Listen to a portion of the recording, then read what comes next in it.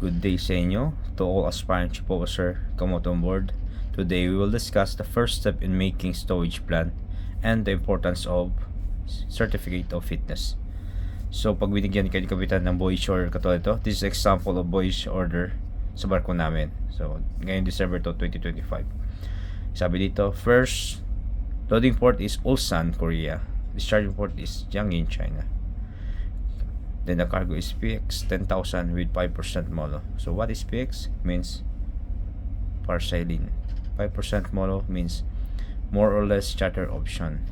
So the range of cargo will be around 9,500 to 10,500. So you will always calculate at your ship's maximum na pwede niya ikarga kung ilang tonelada. Now what is certificate of fitness?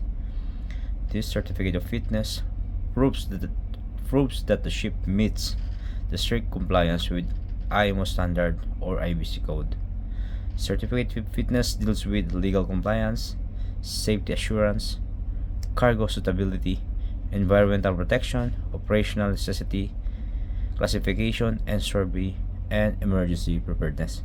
But on this video, we will be focusing on cargo suitability. After mo receive ang voyage order, we will check if parceiling exists on cargo list that we can carry in our certificate of fitness. So ito example ng certificate of fitness. Makita mo dito kung anong ship's type, gross tonnage, port of registry, and pupunta tayo dun sa attachment nya. Makita mo dito, see attachment list of products and condition of carriage on page 8. So ito yung attachment. Ito yung sasabi ko sa iyo na andito lahat ng cargo na pwede mo ikarga based sa ship type mo. Nakalagay dito products, alphabetical, makita mo yan dyan, marami siya dyan, hanggang silane. Silane also includes parceiling. Silane includes also parceiling.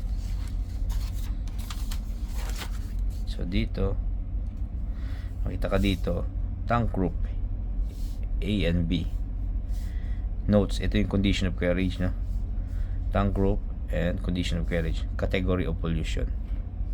Why may dyan? Pag sinabing tank groups, kasi hindi lahat ng cargo pwede mo ikarga sa slab or 1 to 5. So dito sa tank group, malaman mo kung saan tank lang siya pwedeng ikarga. So we will go to attachment 1. Ito yung notes doon sa condition of carriage, and ito yung tank group. Ito yung tank group na sinasabi. Sabihin yung tank group A is 1 wings, 2 wings, 3 wings, 4 wings, 5 wings, and tank group B is slab. So ito, marami nakakalimot nito. So minsan hindi pala pwede ikarga sa slab dahil hindi mo chinek yung certificate of fitness mo na ikarga mo ngayon sa slab. So magkakaroon kayo ng problema niyan, madedetain kayo. So mangyayari sa inyo yan,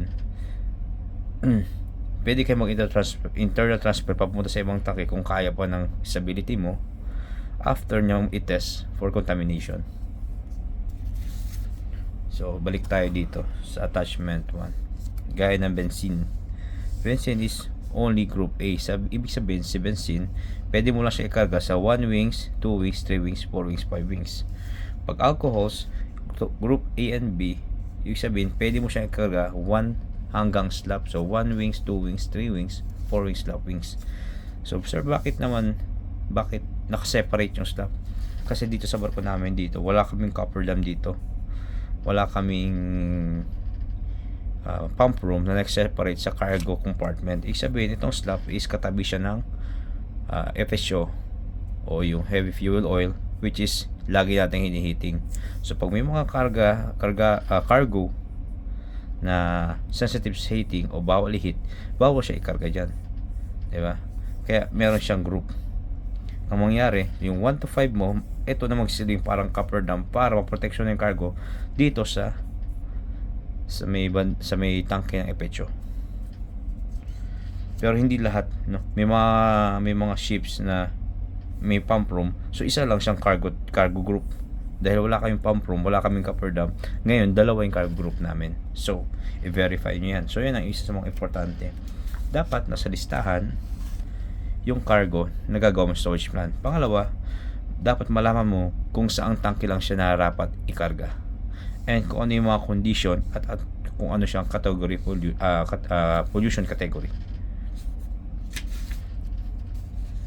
So, this end our video for certificate of fitness and first step of making storage plan. So next video we will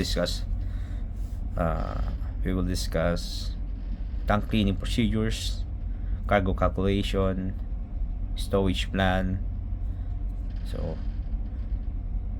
kung may mga question kayo, i-comment nyo lang or i-send nyo sa akin through message nyo, i-DM nyo ako. Paki-like na rin yung video and share. Thank you.